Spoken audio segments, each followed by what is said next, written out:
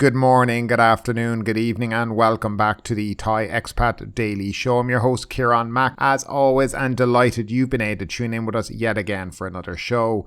Now, before we do get into the top 4 stories trending here in Thailand, don't forget to like this video and do subscribe to the channel if you already haven't. Now, if you like listening to us on a podcast player, there's a link down below in the description where all the available podcast players can be found. And don't forget, if you want to support the show, if you like to support the show, you can do so by looking down in the description yet again to the buymeacoffee.com website where you can buy coffees for us. And actually, don't forget, if you're on YouTube, hit that notification bell so they'll let you know when the next available podcast is on their platform. So we're just going to jump into the first story of the day, and it's coming from the Bangkok Post of all places. But just 180 active influential people, 10 provinces have none. Now, this goes back to a few weeks ago where the government said they wanted to crack down on influential people, and they wanted the Interior Ministry to supply them with the names of these influential people who are kind of criminals. The House Committee on Administration announced on Wednesday it had learned that there are just only 180 active influential people in the country, and 10 provinces are totally free of them. MP Karawi Prisanakakul from the Bumjai Thai Party, chairman of the House Committee, said the information came from the Deputy Interior Minister Chada Thaised and representatives of the Department of Provincial Administration who met with the committee at Parliament on Wednesday. Now, Mr. Chada oversees the government's nationwide campaign to suppress influential people.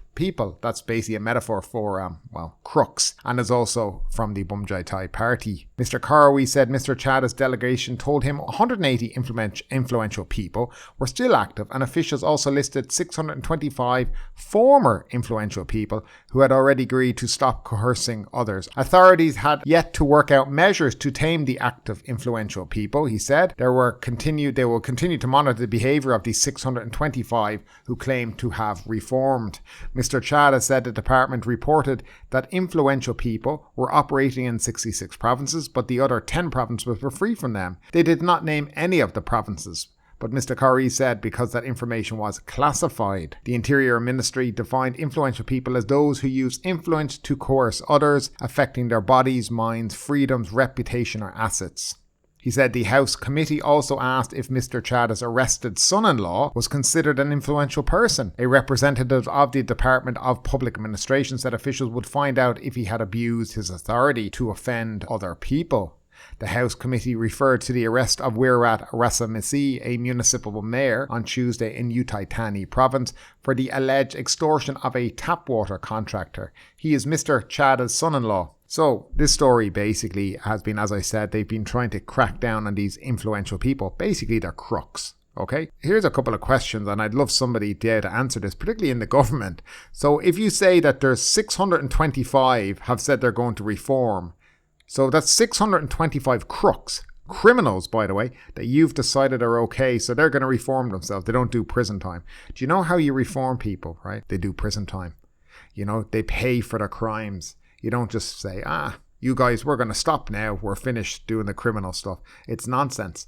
And this got Mr. Chada guy from the Ministry of the Interior. His son-in-law was arrested for basically being a crook. So how is he any person to be in charge of any kind of investigation when his own son-in-law is up to it? It just shows you how non-transparent any of this are. I'd say there are probably 180 influential people in the province of Phuket alone, let alone 180 in the whole country. And this is the absurdity of this. People in government genuinely think the citizens of this country are stupid. That's what I think. I think they do. I think they just say we can tell them anything and they'll believe us. I'm sure in some provinces or some towns you could probably find 180 crooks, and yet these guys are trying to tell you, but there's not many left. Most of them, by the way, if they want to know where most of the influential people are, look no further than the Senate and the previous government. They'd find quite a lot more than 180 there, by the way, but that's near here nor there of it. I think Thailand deserves a lot better than this, and I do think Thai people are not stupid to understand that what these guys are basically doing is just throwing out any old figure they can, covering their asses, and that's it. As I said, most of the crooks are normally in the government, and that's the honest truth about it all. But we're going to move on to the next story, and it's in relation to this Digital Wallet Handout scheme. That's the 10,000 baht that the Phua Thai Party made as their standout pledge to the Thai people when they were going to be elected, their election manifesto as such. And they stood out on it and they said, this is the top thing we're going to do, 10,000 baht. Now, I've always argued that the 10,000 baht should only be given to the poor. It's a waste of money. People who are rich should not be getting it. And maybe somebody's listening to this show because suddenly things are changing in relation to it. So the Digital Wallet Handout is to shrink, and it's going to be delayed by at least 7 to 8 months. The government's 10,000 baht digital money handout may face delays of up to 7 or 8 months and a reduction in scope, as it will only cover the poor, according to a Deputy Minister of Finance. Following a meeting of a subcommittee overseeing the project implementation on Wednesday, Mr. Julapon said on Thursday that the subcommittee recommended limiting the handout to just 16 million people who have state welfare cards or individuals meeting specific wealth criteria based on income or savings. If limited to the 16 million cardholders, the scheme will cost the state 160 billion baht. The subcommittee also suggested extending eligibility to those meeting specific salary or savings criteria. Mr. Julapon said if the handout excludes people earning more than 25,000 baht per month or having at least 100,000 baht in deposits, the scheme will cover about 43 million people, costing approximately 430 billion baht. An optional proposal by the subcommittee excluded individuals earning over 50,000 baht or having savings exceeding 500,000 baht. In this scenario, the handout will cover 49 million recipients, costing the state 490 billion baht. Now, these figures also sound a little iffy. So they're basically saying that there's not many people in Thailand earning over 50,000 baht per month. I think that figure is a little off too. Nevertheless, the government initially planned to distribute 10,000 baht worth of digital money to each Thai aged 16 and over. The Pheu Thai party, which leads the coalition government, had raised the handout as its key campaign policy. But with 54.8 million people meeting the original condition, concerns arose about the significant burden of over 500 billion baht affecting the country's financial stability. The subcommittee concluded that the handout scheme should be funded mainly by national budget, about 100 billion baht annually starting from the 2024 fiscal year. Under this condition, the scheme would be delayed for 7 to 8 months, pending approval of the 2024 national budget, Mr. Julapon said. Previously, the government intended to hand out the digital money on February 1st next year. The subcommittee will present its proposals on the scheme to the government committee supervising the project next week at the earliest, the Deputy Minister said. He said the subcommittee scrapped its plan to fund the handout with money from Government Savings Bank due to a potential legal violation. Krung Thai Bank would develop a new digital money handout system, allowing recipients to spend the digital money within their district, but they would be required to start spending within 6 months of receiving it. Vendors capable of cashing the digital money would be subject to value-added tax, corporate income tax, or personal income taxes, he said. The Deputy Minister said the handout project would effectively stimulate the economy and contribute to the development of the country's digital infrastructure. As we have said in this show many, many times, the money should go to the poor. If you're going to hand it out, how far 10,000 baht will go when you can only spend it in certain shops in certain areas, I don't truly know. It looks like they're going to have to be legal shops. They're going to have to be shops that are paying tax. And as we all know, there is a great deal of shops here in Thailand that are open and do not pay tax, do not pay VAT, do not pay income tax or anything like that. And we know this. This is part of the makeup here of many businesses in this country. So it's going to limit shops participating in the scheme. And then again, you're going to have about 16 million people who are welfare card holders who will be allowed to use it. Now, the other conditions they talk about, well, maybe we'll put it up to, if you earn less than 25,000 per month, you might be allowed into it. Now, to give you an idea, 25,000 baht per month, by the way, is about $688, 653 euro. And £570. So it's not a lot of money. And that's per month, by the way. So not a great deal of money for people, even still. So you can understand what they're deeming as wealthy people. To me, a wealthy person in Thailand is probably somebody earning over 100,000 for Thailand. And even the 50,000, I think, is not a huge amount of money to be earning, really. People go to college. In Thailand, apparently, if you go to university, you're meant to earn a minimum starting off of 15,000, I think it is, or 20,000 per month. So, you can't say that a fresh graduate out of school is wealthy. So they need to look at that too. It depends what they want to do. But for me, the idea is, would be to make sure the poor people, as they're saying on welfare cards, people who don't have money are looked after first, and I think it's a really great way to start things off. Now, if we're going to play a little devil advocate on this too, let's do that for a second. The Pheu Thai Party basically have now decided that our election pledge is invalid and we're not going to do it. They held this up as this is our promise to the Thai people. This is what we're running on, 10,000 baht. I mean, it was everywhere. And now it looks like it's going to go from every Thai over 16 years of age to 16 million people only, and the pledge we made, we're going to renege on it. So that's the other side of the story on this too. And how will Thai people react? I'm not quite sure. Especially, I wonder how people who voted for them, a lot of people will have voted for Pheu Thai based on this, and you'd be very, very surprised that they would have voted believing that they were going to get this money. Because I know a lot of people who are like, oh yeah, we're going to be getting the 10,000 at least, that's something. And they'll find out soon enough that they're not going to be getting the 10,000. So how will they feel about that after voting for this particular party based on that election pledge? So that probably runs into it as well. I do feel sorry for people, but Pheu Thai have nobody else to blame but themselves. The idea that they didn't know how much this was going to cost is ludicrous. They knew how many people were eligible for it. You multiply it by 10,000 and you get the amount. And then you figure out, well, where does this money come from? Where are we getting this money? They seem to have done no math whatsoever on it. But this is also the same kind of thing that happened in the previous Pheu Thai party when Yingluck Shinawatra was in government with the rice pledging scheme. No problem to hand it out to people, but they couldn't pay for it. And then, as we know now, it was rife, full of corruption, and people, ministers and politicians went to jail because of it. So I think they're on the same kind of path in many ways. It would be great if potential candidates and potential parties were just honest with people when they ran for election. And we're going to talk about another promise that the Pheu Thai party made during the election and what's coming up next. So let's just jump into that. The Labour Ministry plans to raise minimum wage to 400 baht max by December. So this was another pledge. Now the pledge was, I think, 600 baht within 4 years. So by the time they're just about to finish government, the minimum wage in Thailand should be 600 baht for everyone. Now, to give you an idea, right, what 600 baht a day, by the way, 600 baht a day we're talking about here. That's what they had planned within the next 4 years. But they had spoken about getting into government. We're going to raise it by at least 400 baht a day by the end of this year. Now, let's all quickly idea what 400 baht is. 400 baht is $11.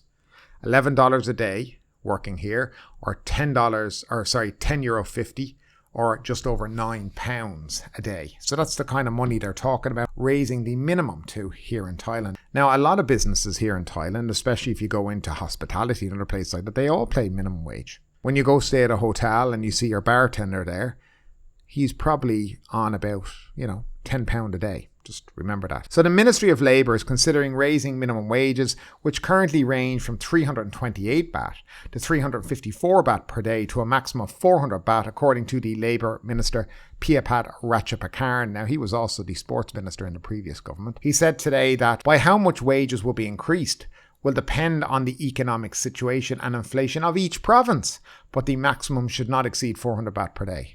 The minimum wage issue was discussed at a meeting today at the Senate Labour Affairs Committee, which was attended by Piapat and Labour Permanent Secretary Pairat Choktisatien. The committee chairman, Police General Adul, said that adjusting the minimum wage in Thailand must take into consideration the wages in the other ASEAN member countries to ensure the price of Thai goods and the investment climate remain competitive. The Tri-Party Wage Committee, comprising Labour representatives, the private sector and the government, will decide the appropriate rate for each province.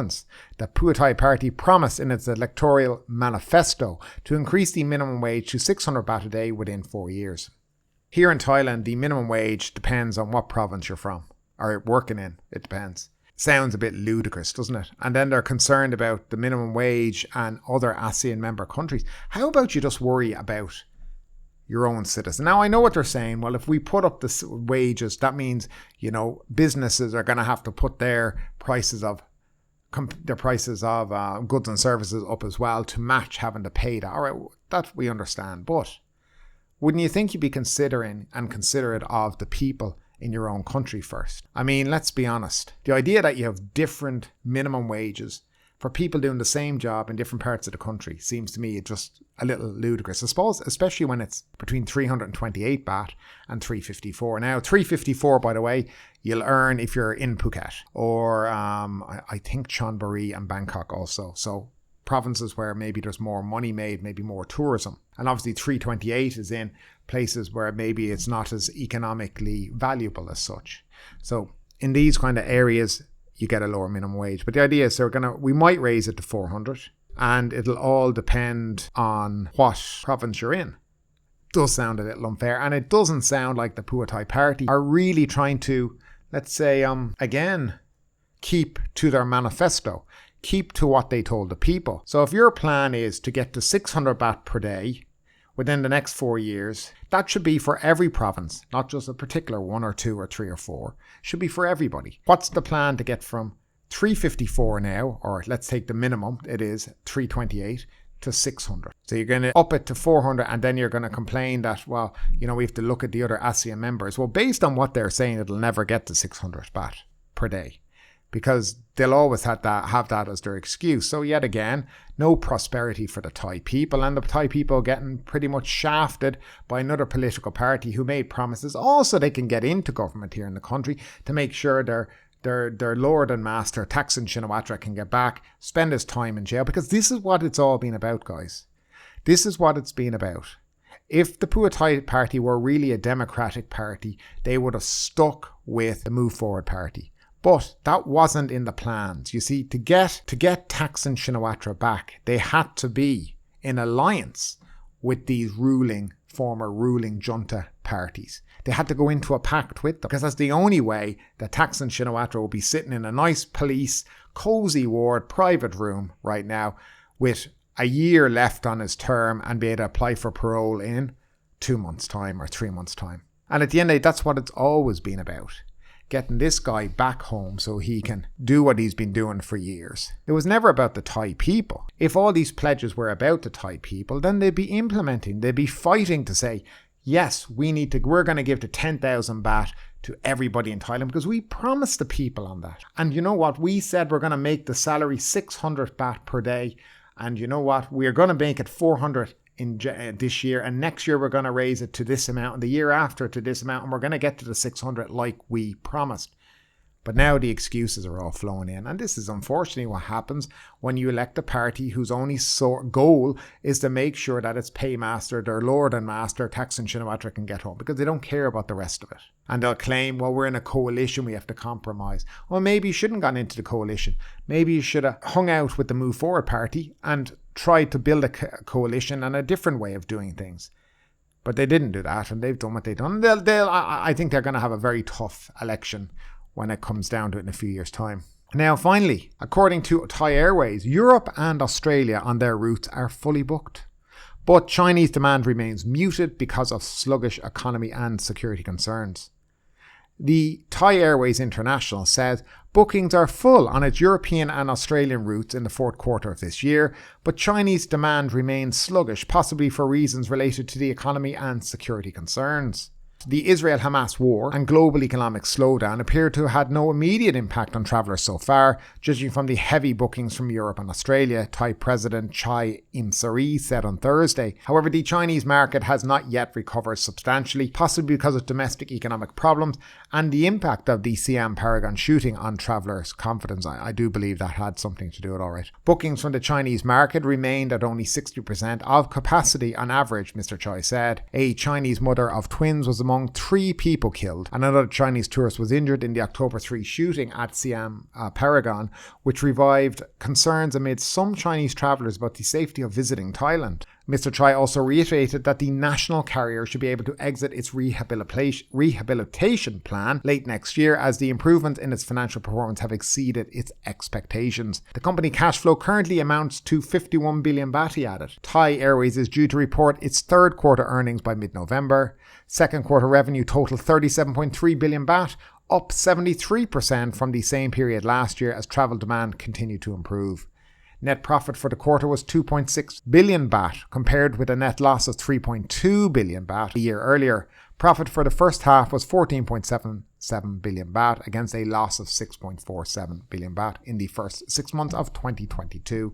So Thai Airways seems to be doing a lot better. It seems to be on a better trajectory at the moment. We'll see if it continues that way when they get out of their rehabilitation plan, because, with these plans, they have a set thing they have to follow. And when they exit it, will it go back to the way it was run in the past, which led to what happened and bankruptcy, a few years ago? Or will they continue to do what they've been doing to make sure that the airline remains profitable and, there for the Thai people to use? We'll see how that all shapes out.